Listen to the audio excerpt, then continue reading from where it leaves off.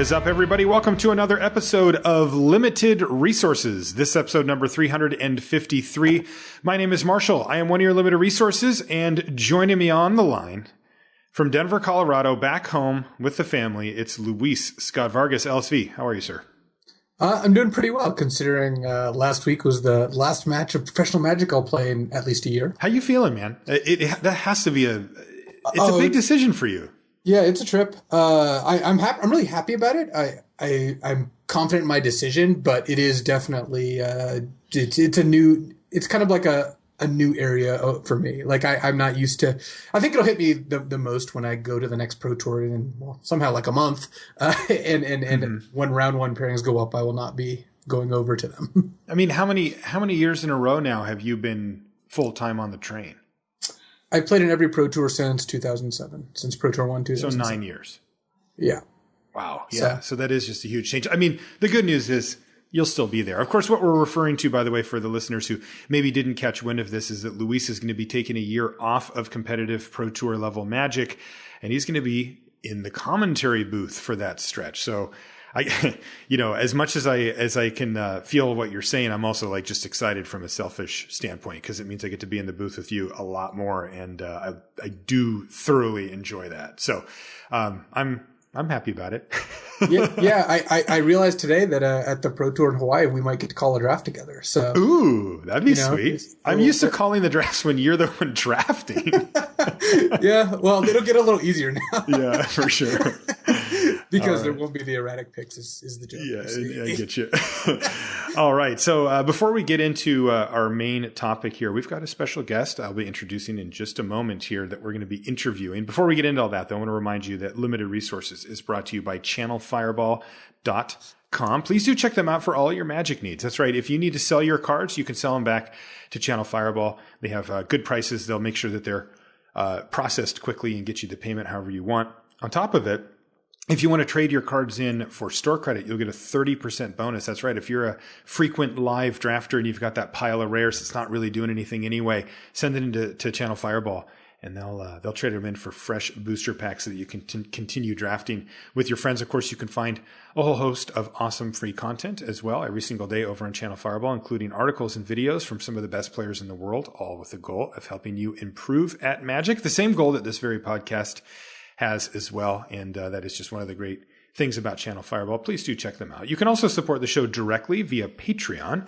Patreon.com/limited resources is where you go. It's real easy to get set up. You pick how much you want. It takes that much per show. You can put a cap on a monthly limit to make sure you stay in your budget. You can quit any time, and it's fully optional. You get some cool perks, like, for example, you can submit questions for the question of the week. Now, we're not actually going to do one this week because what I did instead is I solicited the patrons. You have to be a patron to see this on the Patreon page, but if you were there, you were able to submit questions for our special guest and even know who our special guest was a little bit ahead of time as well. So please check that out, patreon.com/limited resources. So with that, let's bring in our special guest. Our special guest is a Hall of Famer at the Pro Tour level. He stopped playing Pro Magic to join Wizards of the Coast R&D in 2004. During a year, he had top-8'd a Pro Tour and multiple Grand Prix. He ended up with one of the highest limited rankings in the world. He's known for playing aggressive decks. He is now the digital business manager for Magic Duels. It's Mike Turian. Mike, welcome to the show. Hey, thanks for having me, Marshall. Yeah, man. It's good to be on. You are considered one of the best limited players of all time. That has to just feel good, even though like you've stepped away from the competitive scene to work at Wizards and start your family. But it's like people still talk about you in terms of being one of the best limited players. Yeah, it's always really a nice compliment to see people who were following the Pro Tour back then sort of reminiscing about when I got to attack for 2 all the time in draft. And I also tried attacking for 2 in constructed, which not as successful at, but at least I can hang my hat on draft. Yeah. And you go ahead, Luis. Well, I do have to say that Mike stopped playing. You actually top-8'd the first Pro Tour I ever played, Pro Tour San Diego 2004. And you stopped playing basically the year I started playing and going to pro tours and Grand Prix, and your record, we did a lot of team drafts against each other, myself, Paul Cheon, and various thirds, and your record against us was very good. Yeah, it's a familiar story. I know. Wow. No, when I play against people, even back, when we were practicing, back when I went to Carnegie Mellon, and like someone would look up and after they beat me in a match of limited, and they'd look at me and they'd be like, "Oh, that's the first time I've ever beaten you." And I'd always give them this look of like, haven't we been playing for like 2 years? Like, hasn't this, like, this cannot be. But of course they, it meant a lot to them to beat me, and I was a little more oblivious, I guess. So yeah, well, I'm happy that you're in that club with so many other people. To Mike, it was just Tuesday. Yes. Yeah. Yes. So I thought we'd start things off with our normal show routine here with a crack-a-pack. Now, Mike, you were in R&D as a lead developer. You worked on Future Sight, Conflex, Morning Tide, Scars of Mirrodin. Did you, like, how up are you on Eldritch Moon Limited? Is this even on your radar at all? They have a league. And so I've built a league deck, which was sealed, not draft. Also we do like a pre-release. So I've played Eldritch Moon Limited a few times, but okay. Not nearly as much as say Luis. So all right. Well, you know what? You're gonna help us with the crack-a-pack. This one comes from Eric. Thank you very much, Eric, for the crack-a-pack. And let's get into this here. So our first card is Strange Augmentation, Black Aura, Enchant Creature. Enchanted creature gets +1/+1. And if you have Delirium, it gets +2/+2 instead. Well, or sorry, not instead. I actually, an additional +2/+2. Yeah, even then. Well, the reason you don't know, Marshall, is because you've never played it and you never will. And I never will. You don't like cards like this, do you, Turian? No, it just... You're just asking to lose a card for not much benefit. I mean, you just have to get a lot of benefit from a card like that, and it's just not doing enough. What about Sigardian Priest, the 1 and a white 1/2 human cleric that you can pay a mana and tap it to tap target non-human creature? Well, for me, yeah, it's a tapper. It's a little expensive. I mean, having to devote that mana every turn, and also having a restriction on who you can tap. I mean, it's definitely playable, but I certainly wouldn't be excited to take it this early. All right. Well, it's jumping to the top of our list early here. This is one of the better white commons in the set, so it has to get some amount of respect. But we've got a lot of pack to go here. Next card. The problem is it doesn't attack for 2. You see, right? Although I will say I like its casting cost. Its casting cost is definitely in the range that I'm interested in. So it's 2 mana, 2 toughness. It just falls a little short on the power level. Backwoods Survivalist is next. 3 and a green, 4/3 human warrior, and it gets +1/+1 in trample as long as you've got Delirium. Card has been solid for me, but not a card I want to first pick. Yeah, I mean, for me as well. I mean, paying 4 mana for 4/3, it's a fine body.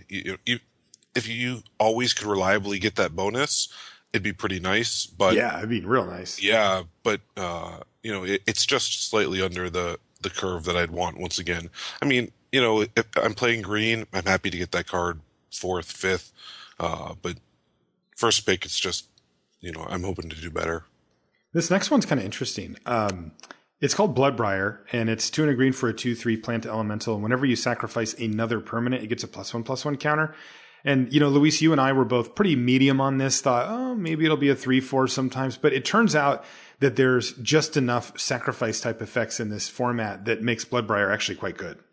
I'm a fan, yeah. I found that most decks...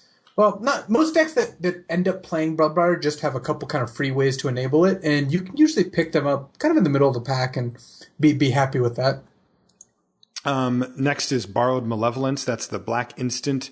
It says choose one or both. Target creature gets +1/+1 until end of turn, and target creature gets -1/-1 until end of turn, and you can escalate for 2 mana to have both of those things happen. What do you think about tricks like this, Mike? I know that you are accustomed to attacking with small creatures, and I'm assuming that combat tricks are a way that you leverage being able to attack with those small creatures into bigger ones. Is a card like Borrowed Malevolence on your radar? I mean, it definitely is on my radar. Any card that can get card advantage, right? Because you can set up attacks such that the +1/+1 and the -1/-1 have get you 2 wins in combat where otherwise you wouldn't. Is pretty nice for that reason. So definitely there's some play here. But taking a combat trick first, you just have. I mean, it has to be really amazing before you're really going all in like that. Yeah, for sure. Next is Faithbearer Paladin, the 4 and a white 3/4 with lifelink. It's fine, but we're never taking that guy first. Right. Go ahead. Yeah, I mean, right. I mean, he falls into the same category of, when you're taking a first pick creature like that, it just has to have excellent stats, and he just has average stats for his casting cost. Yeah. Spontaneous Mutation is one that I think, Luis, you and I both like quite a bit. It's at least in the right deck. It's blue for an enchantment aura. It's got flash and enchants a creature, and the creature gets -X/-0, where X is the number of cards in your graveyard. I am a fan of Spontaneous Mutation. I'm not a fan of first picking it, but I'm a fan of having having 1, 2, or 3 in my blue decks that can fill the graveyard easily. The card just becomes great. Yeah, for sure. I think the card, especially if you've got a good long game plan, someplace to dump a bunch of mana, a big top end on your creatures, some emerge creatures or something like that.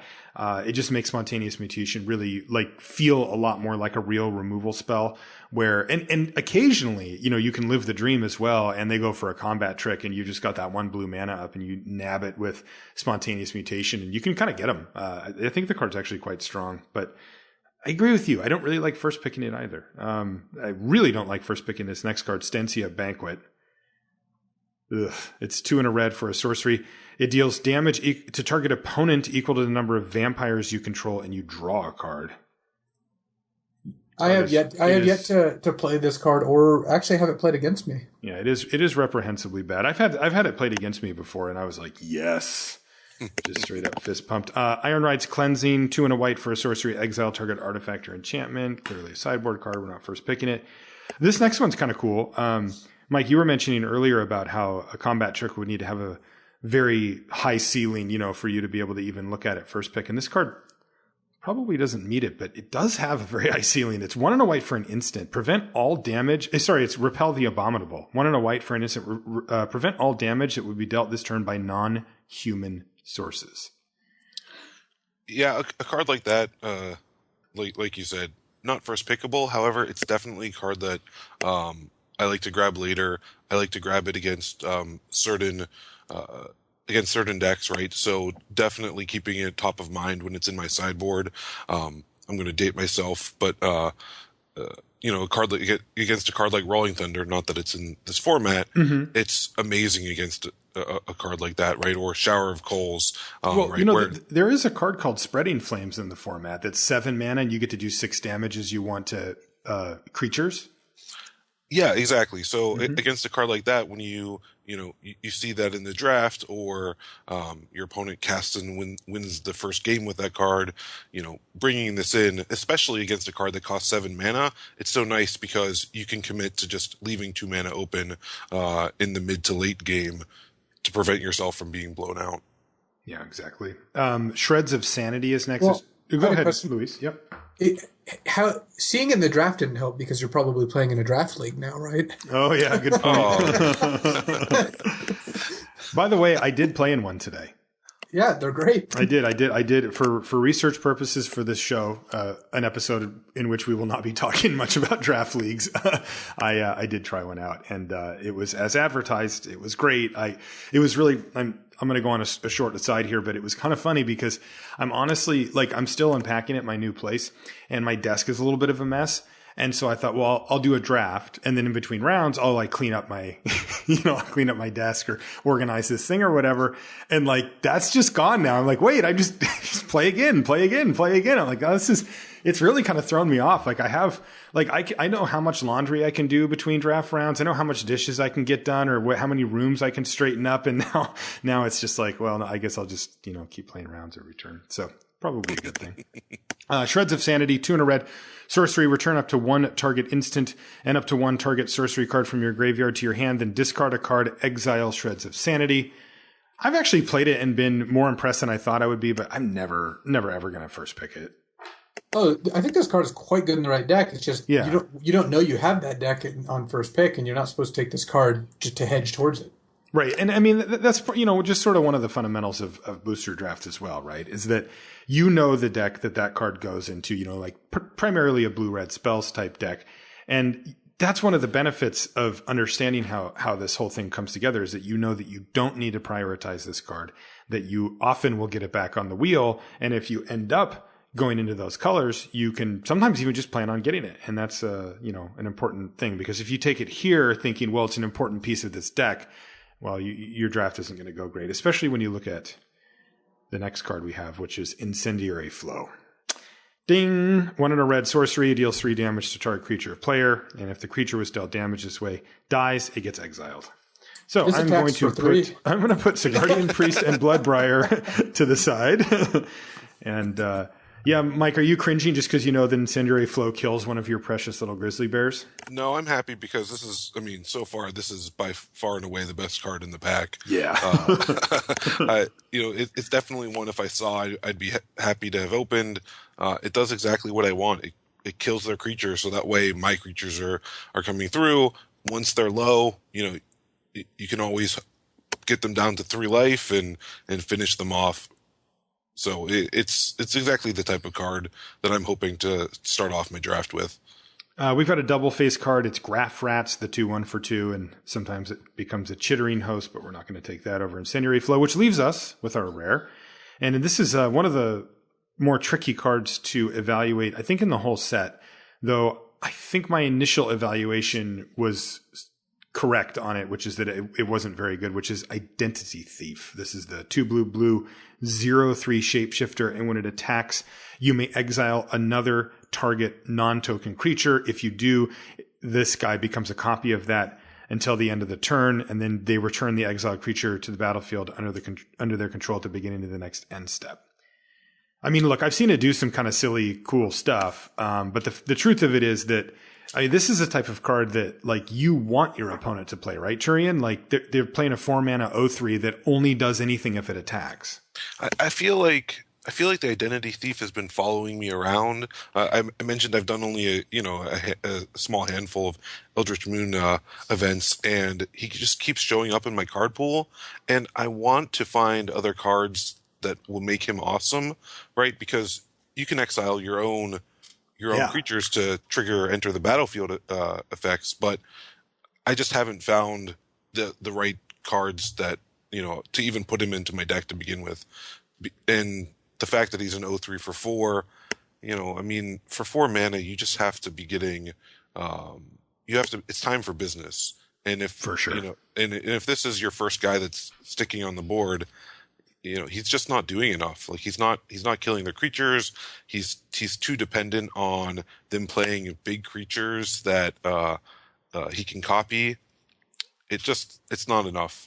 Yeah. And even then, half the time you go to attack and they're like, sure. And they take whatever the big creature's amount of damage is, and then they get their creature back and they're like, okay, I'm going to hit you back, and you're sitting there like, well, I probably would have been better off blocking this turn, but I have an 0/3 for 4, which doesn't do much of a job blocking. So, right. And if their creature has to enter the battlefield effect, you can't exile it, in a lot of cases, right? So, because they just get it again anyway. Yeah. Right. They just get that trigger again, and you're, but it's a really cool card. It is a sweet card. Like I said, I've seen it do some really neat stuff where I'm like, wow, that's impressive, but it's just a little too tricky to try to get set up.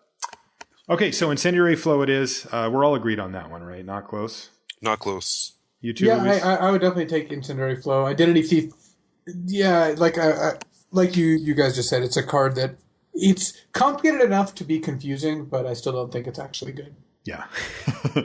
Okay, so let's move on. I want to do an interview with you, Mike, and I've got a bunch of questions from our listeners, but I also wanted to lead off with some questions and some more broad topics from Luis and I here to kick things off. So the first thing that I want to ask you is, how would you describe your style in limited. We've been talking and kind of teasing you about attacking with 2/2s and being an aggressive player. And that is certainly your reputation as a limited player. But, most of the really good limited players I know don't have just one method or one approach to limited. I'm assuming that you're not the exception to that. So how would you describe your style? I think I might be the exception to that. You're a one-trick pony.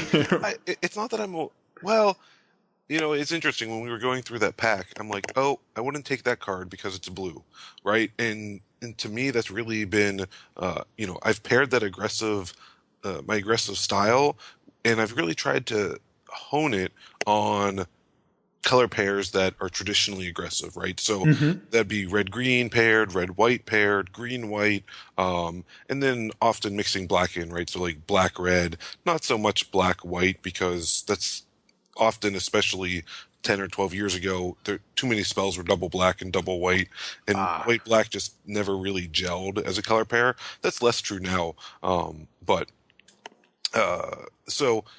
and by just playing those, the aggressive color pairs over and over again, that was always one of the ways I got an edge, at the top levels of competition. I mean, if you think about it, if you're only going to play 2 color pairs, and of course, like formats like Ravnica, break that mold, right? Or, like Shadowmoor, where you could actually play just, monocolor. But, most limited sets, you're going to be playing 2 colors. So that makes there's 10 color pairs that you need to really master. And so what I would do, though, was I would take a smaller number of color pairs, right? By eliminating blue, that eliminates a lot of those color pairs, and try to become excellent at that smaller number of color pairs. I mean, of course, this has the downside of, there'd be occasions where I'd open up a card like Morphling, and then I'm in a tough spot of, well, I've really drafted blue far less than I've drafted the other colors. Do I want to take the Morphling because it's just, of course, by far and away the best card in the pack? I think so, yeah. Yeah, and I would. And ultimately, I would almost always regret it, not because it was the wrong pick. Of course, Morphling basically in any pack is the correct pick. But for me, I just didn't have the level of practice playing the blue color pairs nearly as much as I did, taking a common out of that pack, or taking a shock style spell, which is clearly far worse, but I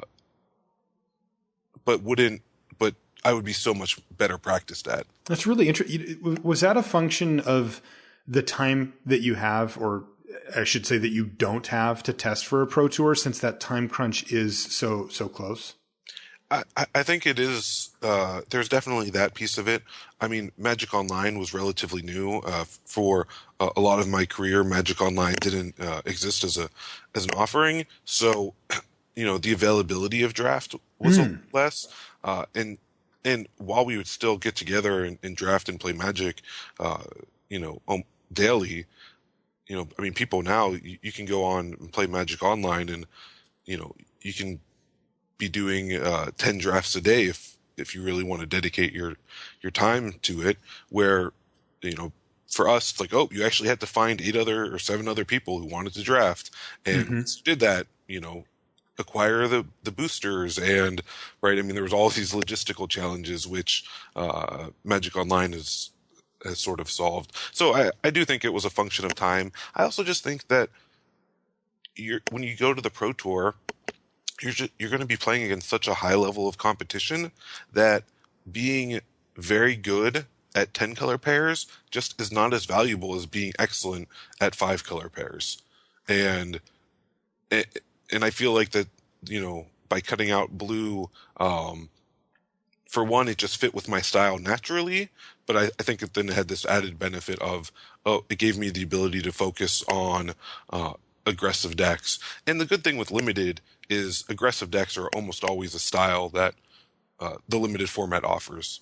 Yeah, that is generally the case, is that you'll find at least one, if not more, viable decks. That's really interesting to me, though, that you basically made an adjustment, right? Because we do talk about it on the show that you don't want to force a certain two color pair. Let's just say that you decided that there was a two color pair going into the Pro Tour that you really liked. You wouldn't sit down and just say, I'm just drafting it and I don't care what else happens. That's a good way to set yourself up for a train wreck. But what you've done is kind of adjusted that and said, well, I am going to push in a direction, but it's multiple directions. It's just not all of the directions, right? You've pared it down to a more manageable, set of color pairs that you can actually work from.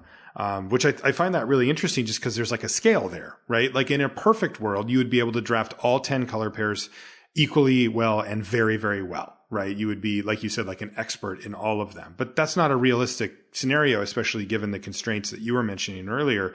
So you decided on, well, I'll pare it down to a subset of those.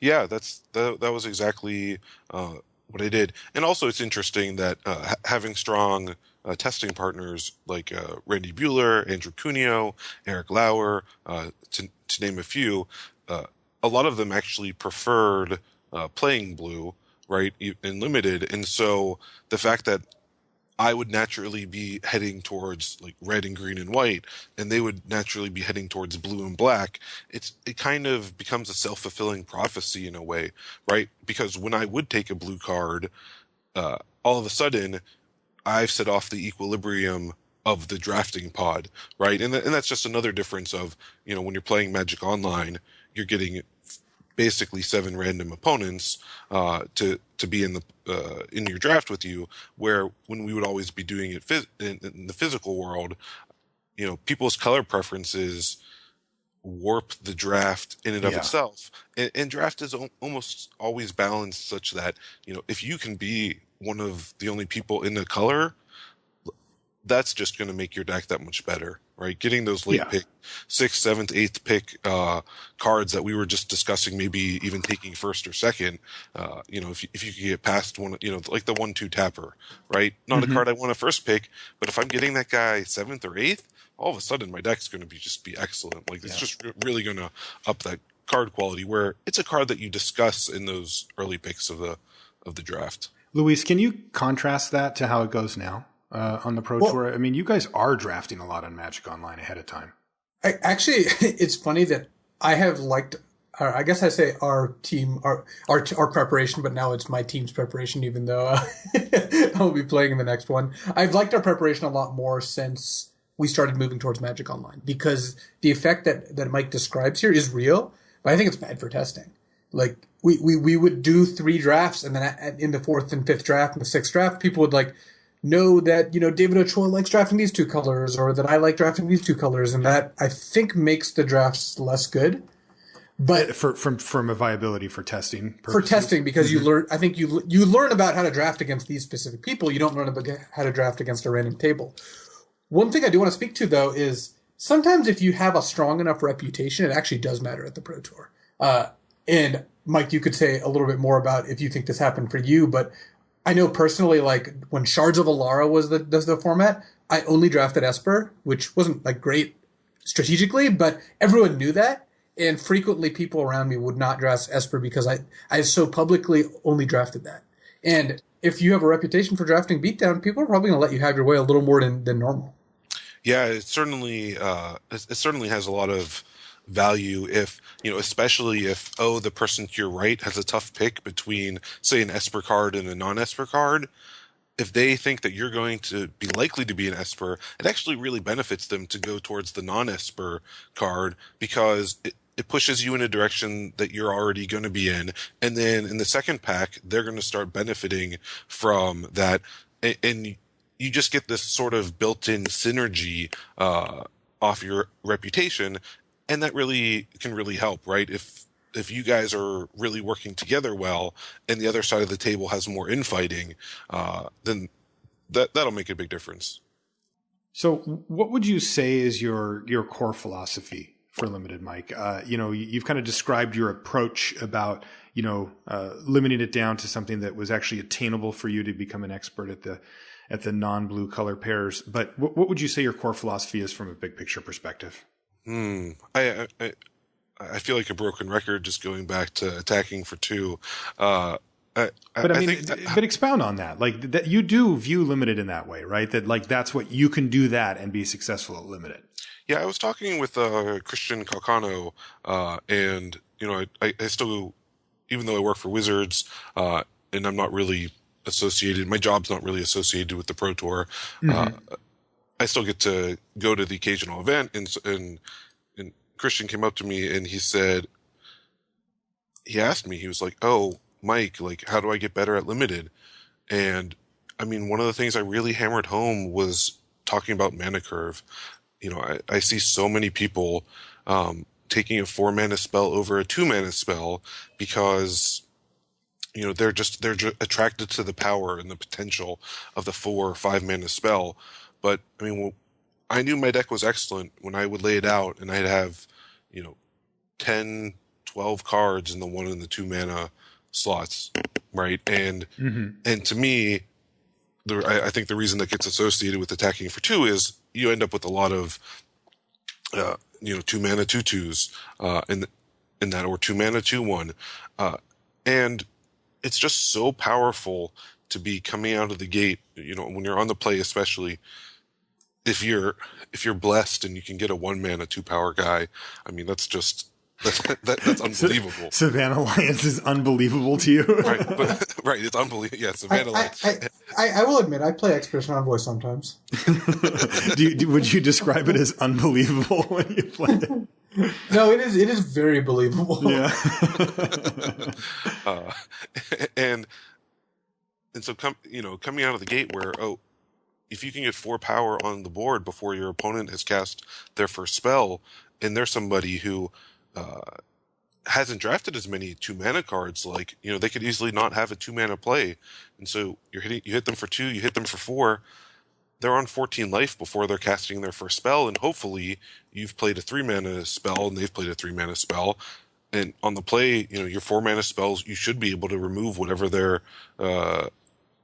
blocker is, and then they're at 8 life, and so that's really where you see the combat tricks really shining, right? Especially at the Pro Tour level, where what I'm trying to do is I'm trying to take the game out of my opponent's hands. I know that they're an excellent Magic player, right? At the Pro Tour, every person you face has played Magic extensively, and just there's no easy wins at the Pro Tour, and you have to sort of generate some of those easy wins by like, instead of having them be not hitting 3 mana, right, being mana screwed, it's like you're kind of trying to curve screw them in the way of, I'm just going to be hitting, casting every spell, spending every mana on every turn until the game ends. And then hopefully they have a hand with like 4 or 5 cards in it and your hand's empty, right? I mean, that to me is really, it's such a powerful a strategy. And so, of course, like,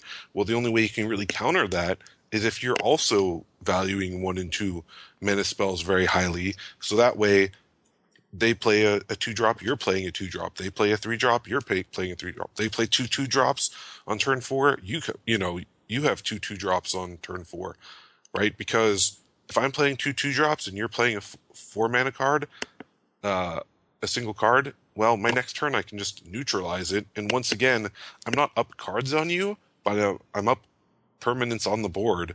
And, with aggressive strategies, that's just so important. That's great stuff. I love the idea of taking away that play from even high-level opponents. If you have a curve that you described earlier where you're kind of pounding them, they play a 3-drop and you attack with all of your creatures. I mean, you could just show them a combat trick and they still kind of have to block at some point, right? And, when you have that much agency over what happens in the game, even from your opponent's perspective, you are certainly limiting the amount of times that they can outplay you or make a tough judgment call or, do those type of things. You're kind of putting your hand on the table and saying, look, this is what I got. You don't have to deal with it. Yeah. I think that, it's really interesting talking about that. Like, even if I showed them the combat trick, their hand is forced, because it's funny to me that often you play against people where they're just so afraid of that combat trick, right? They're so afraid of being blown out because what they're valuing even early in the game is card advantage, right? Mm-hmm. And of course, card advantage is a tried and true strategy in Magic, and it is very important. But a lot of times, like you said, if I show you the combat trick that will blow you out, the worst thing that you can do is avoid that, because it's just going to be there next turn. You know, Right. I loved playing, once again, dating myself, but Symbiosis, 1G instant, 2 target creatures, each get +2/+2. Jeez, that's a good Right. card. Yeah, it was really good. It's only 16 years old, to be fair. Yeah. Like I said, I'm dating myself. That's, but that's a card that, I mean, you can see there how you can easily blow somebody out completely, but the longer the game goes, sort of the more permanence build up, the more creatures build up on each side, and it makes Symbiosis even more powerful, you know, as the game grows and as the combat situations grow, because all of a sudden there's no block that you can make that avoids being blown out. Right. Yeah, that's super. I find that and I love what you said as well about when you kill your opponent when they still have cards in their hand, right? You could talk about card advantage, and that is certainly one viable strategy. You know, we are no strangers to some value here on the show, but there are times that you're describing in the game where sometimes your opponent just dumps their hand and kills you, and you die with 3 or 4 cards in your hand. And it's like, yeah, draw all the cards you want. Like, if you can't deploy them in a meaningful time frame, then it won't matter. And on top of that, you know, you've also got, I think that you give yourself a significant edge drafting the way that you draft by simply making your deck very consistent, right? 2 colors, low mana curve means that your deck is going to do its thing more often than a greedier deck with a higher mana curve or more colors in it, where, you know, sometimes you'll see those decks stumble or need to use a turn to play something that develops their mana or fixes their mana or whatever, you know, and in the meantime, you're getting down to business and affecting the board in a more consistent way. And I think that, you know, it would be my assumption that if you just sat there and took a 3-color kind of control deck and took a 2-color Mike Turian deck and just goldfished them over and over and over again, that your deck would just do its thing more often than the other one. And you're kind of picking up, I mean, I'm not going to call them free wins. You have to build towards this and you have to prioritize it, but you're getting those kind of easy wins there.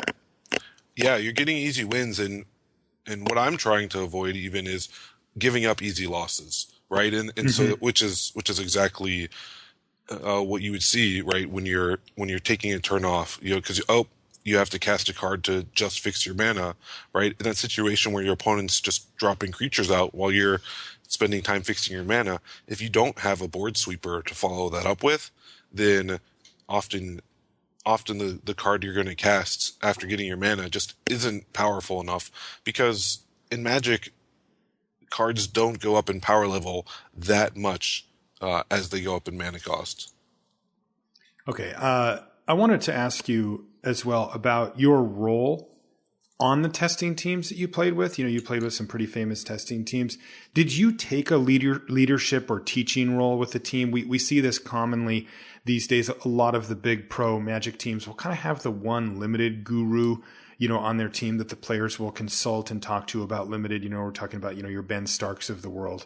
You know, was that you on your teams? I think that kind of ebbed and flowed for me.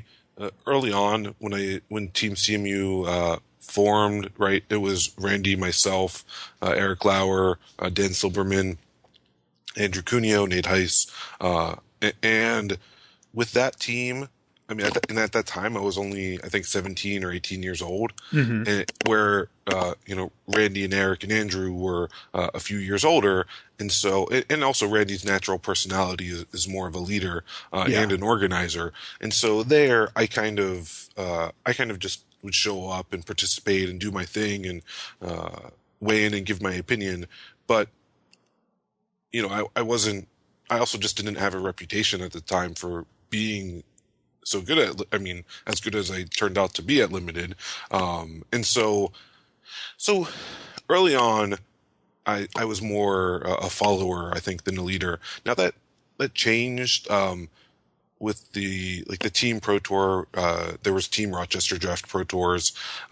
And so like when I teamed up with, Gary Wise and Scott Johns, but it was interesting because, with Gary living in Toronto, I lived in Pittsburgh, Scott Johns lived in California, it meant my role was sort of, I became the test lead because I could go play against Andrew Cuneo, Aaron Forsyth, and Andrew Johnson, right? Who we ended up actually meeting in the finals of the Pro Tour. Our two teams did, and because that was really sort of the first time where I took more of a leadership role. Like Randy had gone off to Wizards at the time, and so it was sort of the second age of the Pittsburgh playtest group. And because I was by myself, I just I was the one who had to do all the practice drafts and all the communication with my teammates about my learnings, and so. I mean, I really feel fortunate in that situation to have such good players to play against. And I think that, it was great that both teams ended up making the finals, and I enjoyed winning the Pro Tour also. So that was that wasn't bad. That part sounds pretty good. It was quite nice. Although it was, it kind of had that feeling of, oh, who are we playing against in the finals? Oh, same people I was playing against at Tuesday at, our local play group. So that was kind of a surreal moment as well. And then, one of the things I think that's really challenging about limited, and one of the things, I mean, it seemed like that it inspired limited resources to come about was it's challenging to find the right forum to talk about limited. Constructed, I think, has just a more natural, let me share this deck list with you. Let me talk to you about how to sideboard with this deck and how to play against these different matchups, right? And Constructed just being, by the very nature of it, lends itself to more leadership and more education. Where in Limited, you've done hundreds of Cracker packs, and every pack has its own nuances that, and then that's only the first pack, right? And so totally really finding a good way to talk about limited and a way to improve people, it's pretty challenging. And for me, I always found it hard to vocalize what was really making the difference for me in limited. I mean, it took me a lot of years to sort of put my finger on what was going well and how come I was always succeeding at limited. And so that's, I think that's something that people, one of the reasons people really enjoy your show is because you found a good forum for helping them. Yeah, podcasts are great. Luis, did you have anything you wanted to follow up with before we move on? I've got a bunch of questions from listeners lined up here. I guess it kind of maybe just adding to the answer, even though you asked Mike, was that figuring out ways to teach limited is very difficult. I mean, we try here on the podcast, and I know as a member of a PT test team, it's hard. I mean, you would think that a bunch of players who played on the Pro Tour for years would be passable at limited, but man, it is hard. It is very hard to be good at limited, and sometimes I'll do a draft, and after a draft, I'll think like, what just happened? I have no idea. So like trying to figure out a way to impart whatever knowledge the best players have to the people who need more help in draft, and I'm frequently on the latter side of that, it's difficult. I found practice to be the best thing. I think playing on Magic Online is a huge boon. I think leagues, to harp on that will be great. But it is really hard to talk about limited well, and I know I feel like I learned from Mike when I played against him, but I don't think we ever really had like a discussion about it. It just wasn't really what people did. All right, great stuff, Mike. Let's move on to listener questions here. I'm gonna kind of rapid fire these at you because we've got a decent number to get through, and I don't want to take up too much of your time here. So I'm going to start off. This one comes from Adam Scher, your friend and mine. He says, "Hi, Mike. You have an admirable reputation as both a fierce competitor and an absolute gentleman. I respect that greatly, but it's not always a combo I see a lot in the community. How do you balance your intense desire to win with good manners, especially in the face of A, taking an unusually bad beat, B, an unpleasant opponent, or C, both of the above? Thanks." I think one of the, if I had to point to one of my keys to success, it is being able to keep an even keel, win or lose, right? I think that you can fall into both traps of, I had extremely bad luck, man, I'm angry about that, but also, your opponent could be having the same bad luck, and I think appreciating that and making sure to have a smile on your face and, wish them a good game and shake their hand at the end of the game. It just makes a difference. I mean,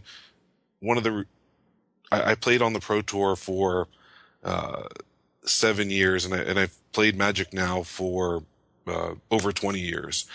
I've played a lot of Magic, and you have to make sure to be able to keep the game fun, make sure that the people that you're playing against have a fun time, because otherwise you're just not able to do it for that long. Like if you're going on that emotional roller coaster every time you get a bad draw, it's just too taxing.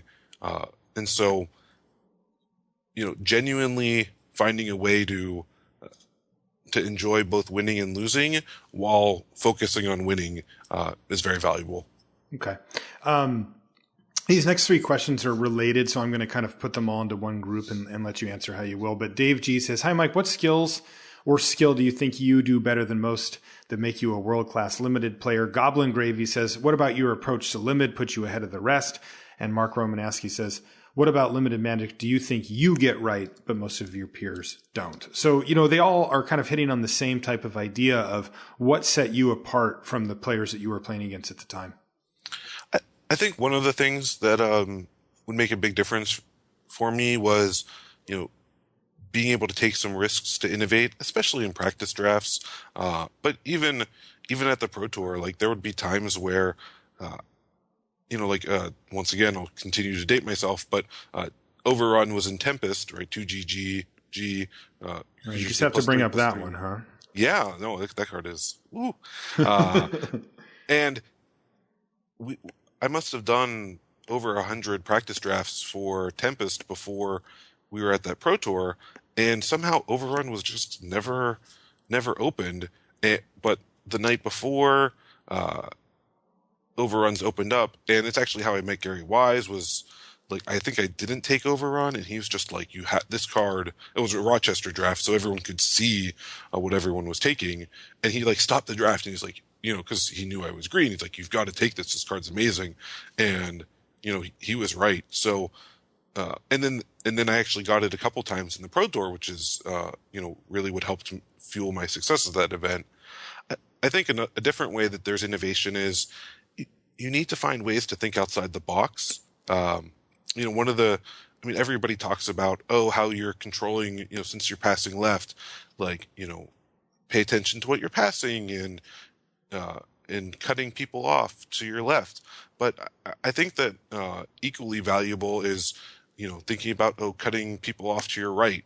And what I mean by that is, especially, it's a little less relevant now that the pack order is reversed. But when, there were 3 set drafts and you'd go A, B, C, sometimes like Torment's a good example of this. Torment was just amazing for black. And so in the first set, even if I wasn't seeing good black cards, what I would do was I'd be establishing black as my second color. And so I'd be creating this vacuum of black drafters down, to the left of me, so that in the second pack, when the person to my right is thinking, all right, now it's time to cash in and get all these amazing black cards, I had already prepared my deck to sort of step in and pick up the really amazing black cards as my second color. Because of, the sort of counterintuitive strategy, right? If everybody's following the same strategy and you are too, there's no edge to be gained there. I mean, you could do it slightly better than them, but then they'll up their game and do it slightly better than you. So, finding a way to be innovative and coming up with and trying it out, to see like, hey, does this make a difference? Because there's some crazy strategies that actually ended up working for me from time to time, and it's a lot of fun too. Like when one of those does work, it's just like this awesome moment of, I never thought this would possibly happen, but it's all coming together. Luis, you've actually played around with that strategy before, haven't you? Yeah, it's pretty set dependent, I've found, or rather, it gets stronger in certain sets, but there's definitely incentives to kind of like break the prisoner's dilemma. Like, everyone wants to cooperate in draft. That is generally how it works, but you can really get the person to your right and you end up with a much better deck, even though they did all the right things. Yeah, we've all been Scott-Vargas at one time or another. Well, was it never a tribute to malice, which can be attributed to this next question comes from John. He says, you've been invited to a Chaos Draft. Which 3 boosters do you bring, and what archetype do you try to force? Wow. Wacky draft, buddy. What do you got? You know, when I've done wacky drafts in the past, I've noticed that a lot of the sets have too much synergy built into them, and so the set that you're like, oh my goodness, like I'm going to draft legions only, and I'm going to get first pick Timberwatch Elf every pack. The problem is not everyone else is bringing a legions pack, and so you end up your only elves are the Timberwatch Elves. So I think for me, I would be looking more towards the M10 style sets, or some of the core sets where I have a good chance of opening up Fireball or Blaze, Tempest maybe because I could get Rolling Thunder, right? A set like that. I mean, I would definitely be looking for a Fireball type effect, because I see that stuff too. It's funny, of all the wacky drafts I've done, the chaos drafts, whatever, my decks have almost always looked like a Mike Turian deck by the end.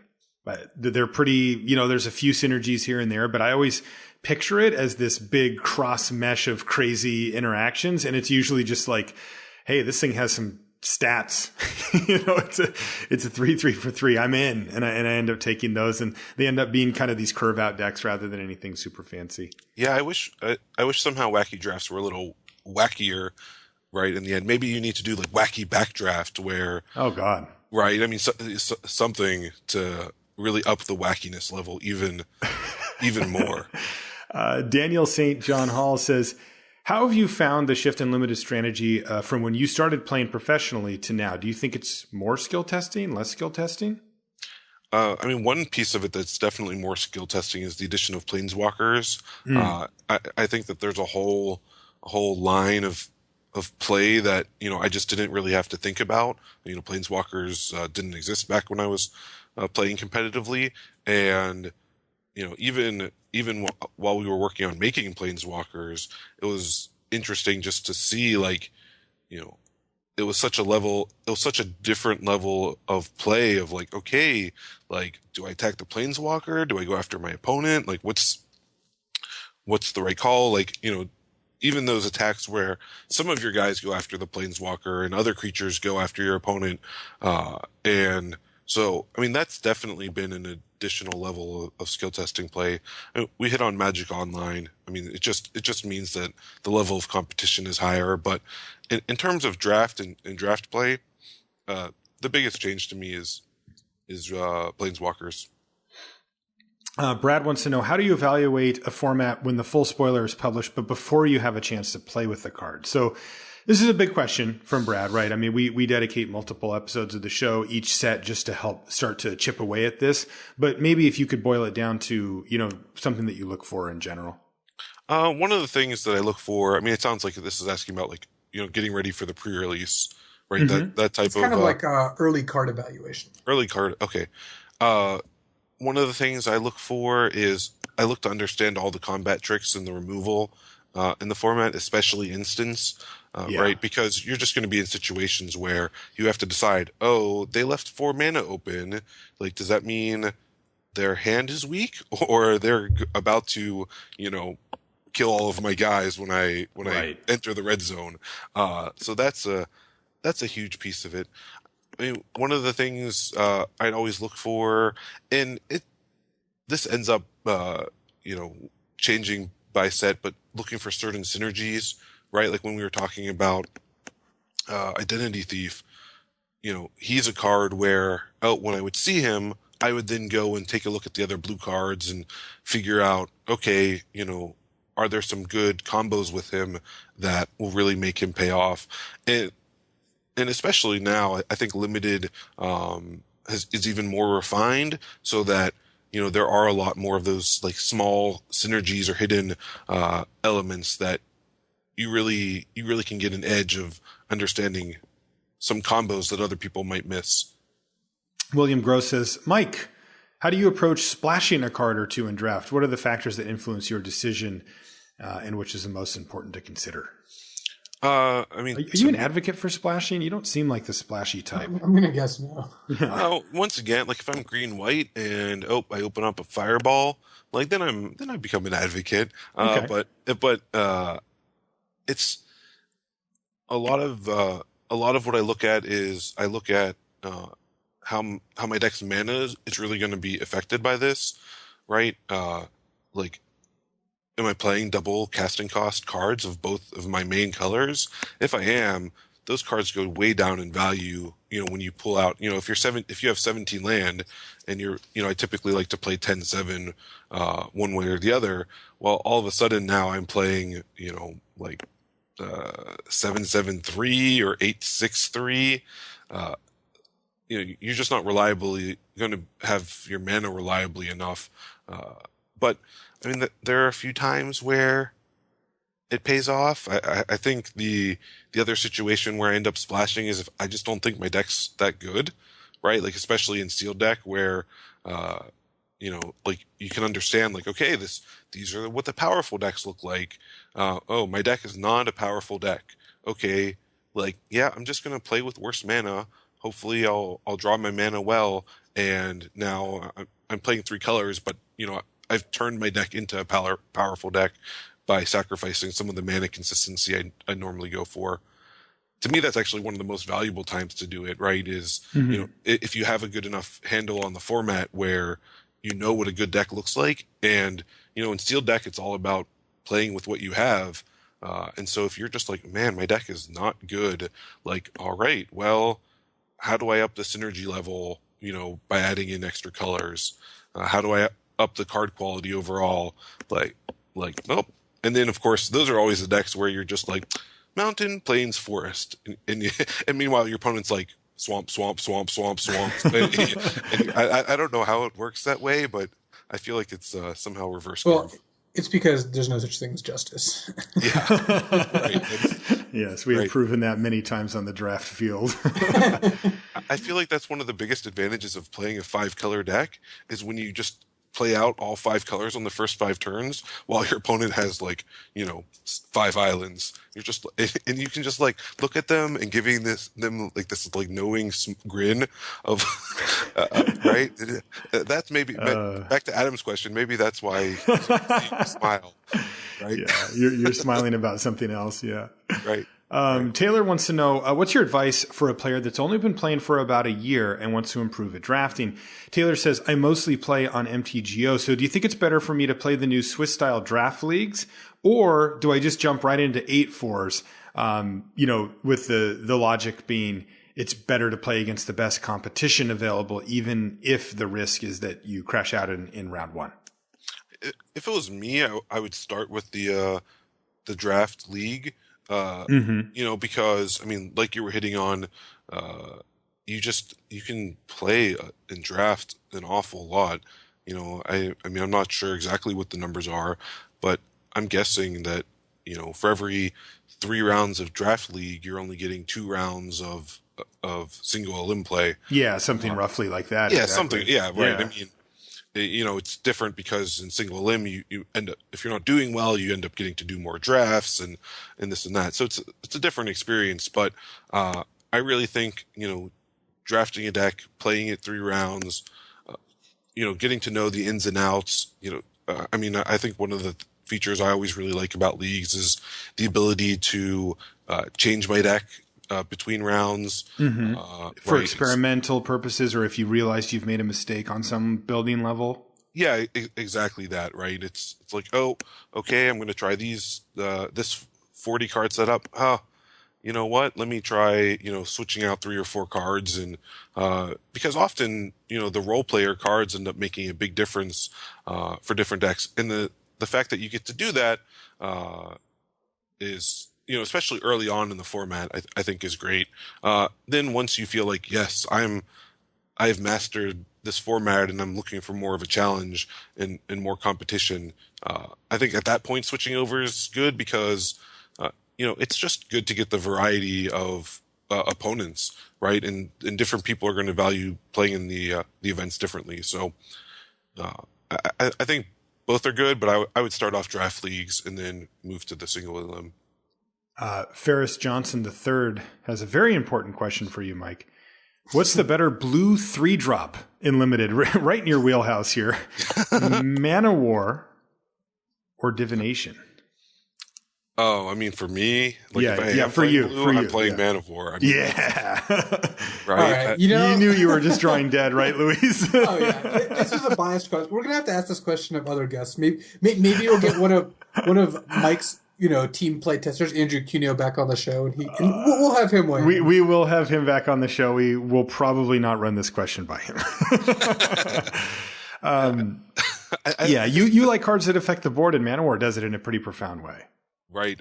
I mean that's once again, just going back to my 1-drop, 2-drop, 3-drop scenario, I don't know how come I'm playing blue. Maybe I have a couple Man of Wars. But, if I'm spending my mana casting a creature and undoing what they just spent their mana on, that's exactly how you end up the game. Oh, it's the best feeling in the world, man. Right. It's just so unbelievable. And I mean, Divination, I think there's formats that it really picks up a lot of value, right? Like it's like, oh, the format's slower. It's just, we're just going to keep playing. I mean, not that Divination was in Rise of the Eldrazi, but it's a card there where you know that the game's going to go to turn 8 or turn 9 easily, and it's really more about the expensive spells, right? Where Divination helps fuel your mana. I could see it being the pick in some formats, but I'd still be taking Man of War. I'm willing to be wrong. It's okay. You're not wrong. Don't worry. I know I'm right, but I mean, even if you told me, even if you told me this is the wrong pick, I would just make it anyhow. I'd just be like, oh, this is the pick I'm going with. Thank you for that info. Matt Bedsoul says, Mike, how do you feel? Do you feel you made it the right decision leaving the Pro Tour scene to join Wizards? How did you and do you translate your Pro Tour success into game design? I definitely feel like I made the right choice for me. I can't speak to others. I mean, sure. Luis is just talking about how he's he's not coming to work for Wizards, but he's, changing how he's interacting with the Pro Tour. And so, he's sort of in a similar boat there. For me, the Pro Tour was an amazing experience. It helped me really develop as a person. I think when you're talking about how it helped me in game design, one of the things that I really learned is just the value of teams and in game design and in game, and in business, like that is taking teams to a whole nother level. You're just at Wizards, it's a huge company, so many moving pieces to make the game. And just, learning the values of what it means to be a good teammate, understanding, I can remember, I was doing a draft where, Andrew Johnson was my teammate and my opponents were sort of trolling him, not necessarily making fun of him, but just teasing him a little. Yeah, teasing him a little. And I joined in, because it was funny. And at the time, and he looks at me and he stops me and he's like, whose team are you on? Right. And to me, that was just a moment of like, right, like I don't need to be joining in on the teasing. I need to find a way to, shift the psychological edge back to my team. Right. And I was instead of undermining it. And that's, I wasn't thinking about that. I was thinking, this is funny. But to me, that's sort of lesson of like, oh, your teammates are your teammates. That's who you have to back up and to succeed with. I think that, it's funny because it's not a direct like, oh, okay. I mean, of course, learning power level of cards helped me balance cards, right? I mean, that's a pretty direct thing. But to me, the indirectness of, learning what it means to be a good teammate is just, it was valuable when I was in R&D. It's valuable now that I'm, in brand on Magic Duels and when I worked on Magic Online. I mean, there's a lot of people that make Magic a great game and you just have to be able to find a way to work with people, even if you have differences with them. Yeah, for sure. Great stuff, Mike. Thanks a lot. I want to say thanks for coming on the show. We really appreciate you taking the time out of your weeknight to come chat with us about Limited and the good old days and some of the skills and insight that you've learned as you've gone through your career. I also wanted to give you a chance to say, well, where can people get a hold of you? And also, you had something else that you wanted to talk about. Yeah. So if you want to get a hold of me, at Turian on Twitter, it's just my first initial last name, Mturian. Definitely the best way to get a hold of me. And yeah, in terms of the special event, we're running on September 17th, starting at 8 a.m. on Twitch TV/Magic. We're running the Extra Life fundraiser. This is Magic's second year doing the fundraiser. Yeah. And it's a really great event. We're going to be streaming for 24 hours. We're having lots of great people on, some excellent commentary. Theoretically, hopefully, and it's all a fundraiser for Seattle Children's Hospital.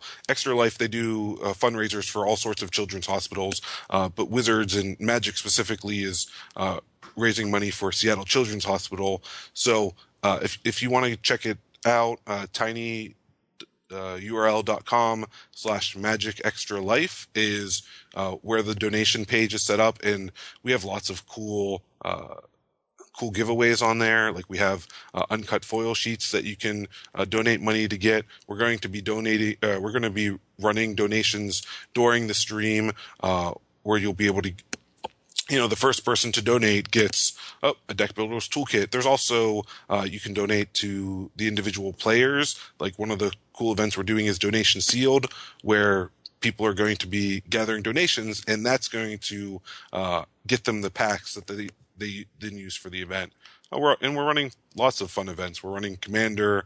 We're running Legendary Cube, Conspiracy 2. So, Community Constructed, which I think is going to be Conspiracy Constructed, I think is what the community ended up voting for. All right. So it's a never before played constructed format. Well, I don't know. It's never before played, but at least by us. Not on stream, I can tell you that. Not on stream. Not on Twitch TV/Magic. No. So that's on Saturday, September 7th, Saturday, September 17th, going for 24 hours.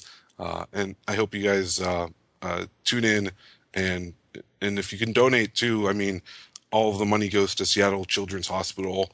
And of course, I'm sure you guys know some people who have, some kids who have needed to go in and get the services of a children's hospital, and it's really meaningful for them and their families to have our support.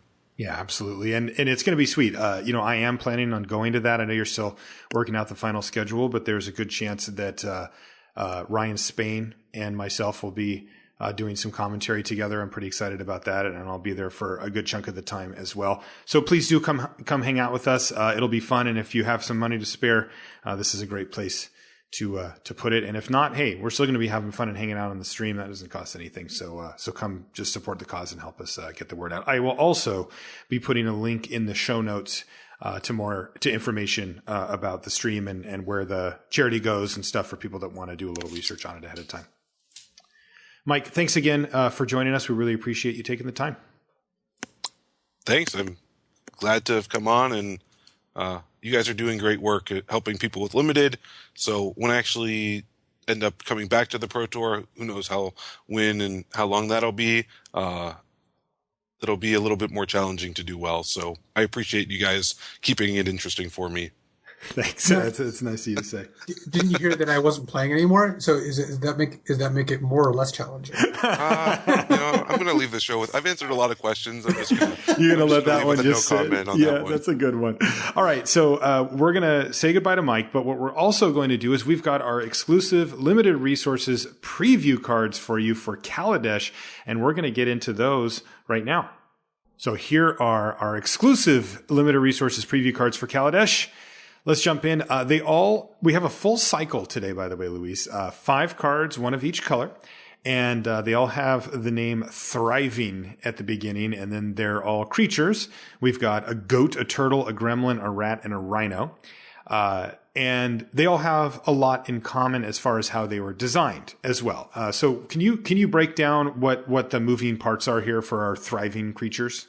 Sure. So they all are creatures, like, besides the abilities I'm about to describe, that are vanilla. So they all just have different stats and costs. Mm-hmm. And so all of them say when Thriving whatever enters the battlefield, you get 2 energy. So 2 energy counters. And remember, this is a mechanic in Kaladesh where you get these energy counters from a variety of cards and you spend them on a variety of cards. So each one gives you 2 energy counters. And then they all say whenever Thriving whatever. None of them are actually called Thriving whatever. I think they all have better names than that. But that is true. when Thriving whatever attacks, you may pay 2 energy. If you do, put a +1/+1 counter on it. So all of these cards, essentially, even if you don't look at any other cards, have the text, when this attacks for the first time, put a +1/+1 counter on it. Yeah, you have to spend the energy to do it, but they all have that ability kind of built in. Yeah, so they're all... I mean, they're all quite good. Let's start going through them, but just keep in mind that you don't have to worry about making energy on other cards or whether you can use this energy on other cards. I mean, those are all good things. Those are all upsides, but these cards by themselves kind of work. They create the problem that, you need energy, then immediately solve it themselves. So they are pretty self-contained. Yeah. The one thing I'm going to note here as we work through these is that you do need to attack with the creature. So the ones that are more well suited to attacks, I think are going to be better off than the ones that are a little bit more on the blocking end of the spectrum. So we'll start off with the white one. It's called Thriving Ibex. It's 3 and a white for a 2/4 goat. And also I'll note that these are all common. So you're going to be seeing these quite a bit. So just to recap, and I'm not going to read this for each of them, but for the first one I will. So it's 3 and a white for a 2/4 goat. When it enters the battlefield, you get 2 energy counters. And when it attacks, you can pay 2 energy to give it a +1/+1 counter, in this case, making it into a 3/5. Isn't it an Ibex? It's Ibex. Oh, yeah, we looked it up. You looked it up. It'd be great if I looked it up and told you the wrong thing so I could then correct you. That would be so bad. Your batting streak would remain alive. Yes. In any case, so what's going on with all of these, which is pretty interesting, is, first of all, the timing. Your opponent gets to decide whether they want to block after you've already used or not used this ability. That's very true. Yes. So if they have a 4/2, you have to attack and decide whether you want to use up the energy to make this a 3/5. If you don't, they might go ahead and block. That's right. So be aware that you're putting all the information on the table. I think that's going to play much better. If these just had the ability to do this whenever, they'd be kind of a nightmare to deal with. Yeah, and looking at it just at face value as well, you mentioned, well, you could spend this energy on whatever you want. It doesn't have to be this card. But if we just view them as a self-contained card, 3 and a white for a 2/4's been printed many times in many different Ox forms, right? But this one can be a 3/5 for 4 the first turn that it attacks, for 4 mana. That's pretty decent. Like 3/5s tend to be able to attack quite well, especially if you're not, playing them on turn 5 and then turning them sideways. This one does come down earlier, and if you're willing to cash in the energy, that's actually pretty decent. And in the scenario where you really don't have the ability to attack, let's just say you're behind or on the defensive, a 2/4 for 4 mana, you could do worse than that too. I will say neither particularly exciting, but that's decent. Yeah, it's the sort of thing where if you don't end up using, or if you end up spending this energy on something else, then you probably got a decent amount out of it too. So I'm thinking this has pretty good upside regardless. And if you do spend energy on this, it's just going to be great. Exactly. I think that is definitely ahead of the curve, attacking with a 3/5 on the 5th turn of the game. Let's look at the next one. It's called Thriving Turtle. It's blue for an 0/3. So if you attack with it and spend the energy, it ends up being a 1/4 for just single blue mana, which is kind of cool. This is the card you were talking about when it's not as good of an attacker. Yeah. So you let's say you play this and then they have like some 2/1s out and you're like, well, I want to make this into a 1/4, but I have to keep it tapped for a turn. Maybe they get a chance to double block it or something along those lines. Yeah. I still think attacking with a 1/4 can be tough. I mean, even just a pair of bears can just double block it and kill it. It's such low power that it doesn't often trade with anything that's blocking it. I think that Thriving Turtle is just going to be a good card, though. Really? It's just so cheap. 1 mana. 1 mana. You do get to turn that sideways a lot, and if you play it on turn 1 and almost never have it die the second turn. And, I mean, we don't know exactly what all the energy cards are going to look like in terms of inputs and outputs, but it might be the case that getting 2 energy is close to like half a card. If that's the case, then 1 mana for an 0/3 that draws you half a card is already pretty strong, too. Yeah, if you can spend it elsewhere. Thriving Rats is 1 and a black for a 1/2 rat. So it can become a 2/3 if you get to turn it sideways and spend the mana. That's pretty good, right? I mean, a 2 mana 2/3, yeah, I like that. Yeah, Thriving Rats is good. This is one of the cards that, again, it reminds me a little bit of the 2 mana 2/3, the Ghoul from, like, it was like M13. Yeah, I remember that guy. Mm-hmm. Yeah, maybe, no, it was Origins, actually, sorry. But anyway, 2 mana 2/3 enters the battlefield tapped. And that was a great card. This is much better than that card. Yeah, definitely. I think Thriving Rats is good stats for what you're paying. Yeah, Thriving Rats is going to be, I think, just a very solid limited card. Thriving Grubs is the red one. It's 1 and a red, so 2 mana for a 2/1 gremlin. So, the turn this thing attacks, it becomes a 3/2 for just 2 mana. It's not bad. No, this is the one I think you're going to spend energy on the least, partially because a 3/2 and a 2/1 die to almost all the same things. Yeah. Like, if your opponent has a 2/2 out, you're just not going to spend the energy because it'll still trade. But this is one of the best offensive ones if you can play this and then maybe deal with your opponent's blocker, or they just don't have a 2-drop, right? You play this on the play, they don't have a 2-drop, you're like, all right, I'll attack, make this a 3/2, and then play another creature and end up in a pretty good spot. Also worth noting with all these cards, if you have other cards that give you energy, then you can use it multiple times. So that's what I was going to ask. Can you actually use it multiple times, or is it like a trigger that says, do you want to pay 2 energy? If you do, you get the counter. Sorry, you can't use it multiple times in the same turn, but you can use it each time you attack. So imagine you go turn 2 Thriving Grubs, turn 3 attack, put a counter on it. Now you have no energy, but then you play like a Thriving Rhino, the next one we're going to read, which it gives you 2 energy. Next turn you attack with and put the counter on the Grubs again, and you. Oh, there you go. That's interesting. Maybe just chain them together by playing it, putting the counter on from it first, and then somehow just feeding it energy for 2 to 3 turns in a row, where the thing becomes like a major issue. Yeah, it's just nice because it's just an additional upside with the card that it can just eat, excess energy. I like that. The last one is Thriving Rhino, like you mentioned. It's 2 and a green for a 2/3. So when it attacks, it becomes a 3/4 for just 3 mana. That is powerful. Yeah, Thriving Rhino looks like the best one at a base level. Definitely. Because just 3 mana 3/4 is the best rate of all of these cards. And the fact that it's a 2/3 by itself, like Thriving Rats and Thriving Turtle are both pretty bad if you don't end up spending the energy on them. Whereas Thriving Rhinos, it's not embarrassing. 3 mana 2/3 is an acceptable card. Totally. And the first time you get to jam with it, it's really going to be able to get through combat in most scenarios that you'll find. Especially the really kind of neat part about this, it really pops up to me looking at a green card here, is that, spending energy, you're not tapping any lands for that. Right. So you're spending not mana, but you're spending this mana-like source to make your creature bigger while keeping all of your lands untapped and all your cards in hand. And, that means that you have combat tricks. You have things available to you that you attack with your Thriving Rhino. You spend the energy, you make it into a 3/4. And even if your opponent has the 2/2/2s that I mentioned earlier, they may be very hesitant to throw the double block at it because you've got 4 mana and, 4 cards in hand or whatever. And you've still managed to affect combat in a reasonable way by putting a counter on the Thriving Rhino. Definitely. Energy is going to be a pretty interesting resource, and this is just like one of the ways we're going to see, how you can generate and spend it. So you and I both like the Thriving Rhino the best. What is the worst one? The Grubs or the Turtle? Maybe the Ibex? I don't know. I'm going to guess the Turtle's the worst one, just because... Feels the lowest impact, doesn't it? Because if you don't want... some decks don't want 0/3s or 1/4s. Even for 1 mana, like a 1/4, some decks just don't really have much use for that. Whereas all these other cards, like one of the halves, whether it's 2/4 or 3/5, whether it's 1/2 or 2/3, etc., it seems like something a deck is going to want. Yeah, I think we're going to see these around a lot too. Yeah, I mean, they're common, and there's one in each color, and they all have this energy theme in common. I think we're going to be seeing these around.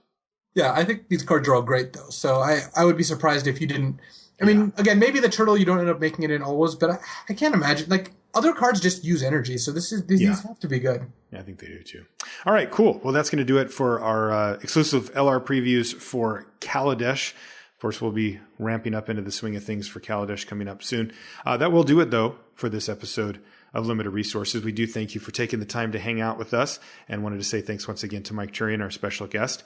I want to remind you that Limited Resources is brought to you by channelfireball.com. That's right, the place to go for Magic on the internet, whatever it is that you need. If you need content, they're going to have it there. If you need some supplies, maybe some sleeves, hey, maybe some Limited Resources sleeves. They've got them in stock there. You can go get deck boxes and sleeves of all different types of designs. And like I said, including LR, you can even find t-shirts and stuff like that. Get a Channel Fireball t-shirt or a Limited Resources t-shirt while you're there. Kind of show your colors when you're out going shopping or doing whatever it is you do.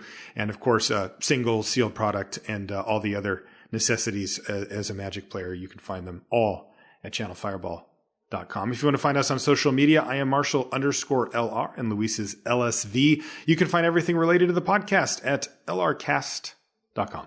Thanks so much for hanging out. We'll see you next time. So, Marshall, you know what a punt is, right? I do. So in Magic parlance, it's a play that you make that loses you the game. Or a mistake, rather. Yeah, it's a big mistake. Yeah, is the easiest way. Which is funny because punting in football isn't actually a mistake. It's just a play. It's just a play you can make when you've run out of downs. In any case, I want to introduce a new term. Which happened to be in fact, my last game of Magic I played. That would be a punt down.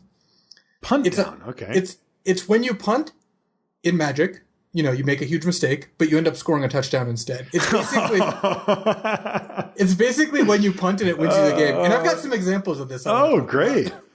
I've definitely done this myself. Oh, yeah. It actually is the best and worst feeling in Magic when you just make a horrible mistake and then a few turns later realize you're winning, not in spite of that mistake, but because of that mistake. Oh, yeah. You take the win and you just feel you feel both guilty and it's just shame. It's just mono shame. This bit of slyness inside. You've got this, Well, you know what kind of grit I'm talking about on your face. Oh, yes. Whether it's internal or not. In any case, so here's one. I was playing a game of Modern against Steve Rubin. This is in the last round of Worlds. This is game 2. It's actually on camera if you want to see this game. You were even in the booth, I believe. And I was. It's funny because the way the game develops, I end up with a board of Plains, Swamp, Godless Shrine, so taps for black or white mana, and Overgrown Tomb, and Basic Forest, sorry. So 4 lands, only one of which is green. My hand is 2 Tarmogoyfs and a Thoughtseize. So I realized that I fetched Overgrown Tomb earlier in the match and would have been able and should have gotten, or I fetched Godless Shrine and should have gotten Temple Garden. So instead of having double green, I only had single green. And normally that's fine because the deck I was playing wants double black and double white much more. But because I had fetched incorrectly, not really thinking about the fact that I might want to play 2 Tarmogoyfs in the same turn, I couldn't cast both Tarmogoyfs. I was facing down a 5/5, a Reality Smasher, and playing 2 4/5 Tarmogoyfs would have been much, much better. Instead, I was in this position, and I was only at 3 life, where because I couldn't play the second Tarmogoyf, I was forced to cast Thoughtseize. That Thoughtseize hit an enchantment. Rest in peace. Rest in peace. And then I was able to play a 5/6 Tarmogoyf. And had I played the 2 Tarmogoyfs, had I fetched the correct land, Steve would have untapped, cast Rest in Peace, exiled all cards in graveyards. It would have had 2/0/1 Goyfs. I would have just straight up died. You would have been dead on the spot because remember he also had a Noble Hierarch, so the Reality Smasher was hitting for 6 anyway. And I ended up winning that game. It's actually an insane game. I'm going to put a link to it in the show notes. Yeah, I'm assuming I can find it on YouTube already. Yes, you can. Yeah. And but it's funny because you don't realize it while watching it because you obviously don't know that 3 turns earlier I maybe fetched the wrong land. Yeah, it was a live look-in. And I definitely punted that game and definitely won as a result. So that punt down, Luis. That is a perfect example of a punt down. Another one, and that was what inspired this. Another one that springs to mind is actually back in Scars of Mirrodin, and where the mechanic was Metalcraft, where if you had 3 artifacts, your creatures or your cards did additional things. I, for some reason, thought I had 3 artifacts. This is at Grand Prix Bochum, and I attacked with a Carapace Forger. It's a 2/2. It has Metalcraft +2/2. So I just immediately untap, draw, and confidently attack my 2/2 into my opponent's 3/3. My opponent goes in the tank, at which point I realize I don't have Metalcraft. I just thought I had Metalcraft. I don't know why. I still to this day can't explain why. But I know I wouldn't have attacked. So I thought I was attacking with a 4/4. My opponent's like looking at me thinking, and eventually came to the conclusion that I must have had something. So they took the damage. Oh no. So I bluffed a 2/2 past a 3/3 unintentionally, which is why it's a punt. Because if I walked in, eyes wide open, if I knew what I was doing, I don't count it as a punt. But the fact that I just straight up attacked a 2/2 into a 3/3 without any other consideration, that's not a good play. My opponent took the damage and actually ended up winning the race because of that 2 damage. Oh my God, are you serious? And the funny part is that like your obliviousness probably led directly to the, like, cause it's an appearance of confidence, right? It's like, like obviously I'm attacking, it's a 4/4. I mean, right? That part wasn't even a thought for you, right? And your opponent's got to be like, God, he's so sure about this attack. No hesitation whatsoever. And you've seen me play. I didn't even think about it. I just snapped it off. Yeah. My opponent's just like, well, obviously I can't block here. So punt downs are real, and oh man, they feel so good and so bad. So I love it. Punt down. You hope not to make it, but when you do, you hope to score off of it.